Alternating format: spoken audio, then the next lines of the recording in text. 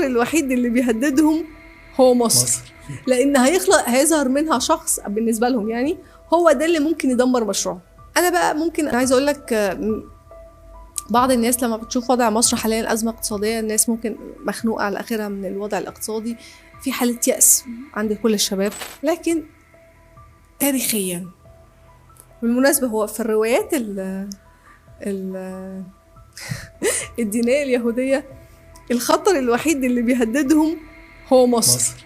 لان هيظهر منها شخص بالنسبه لهم، يعني هو ده اللي ممكن يدمر مشروعهم.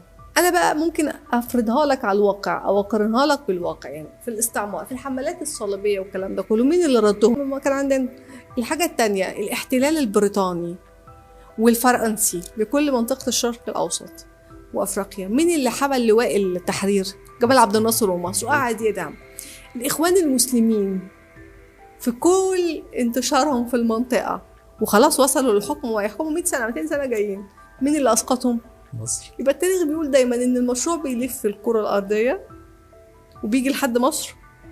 وبالمناسبه انا مش بتكلم ان مصر عملاقه، هو في قوه، يعني بحس انها روحانيه، يعني هي كنانه الله في ارضه. ده مش من فراغ، اكيد مش من فراغ.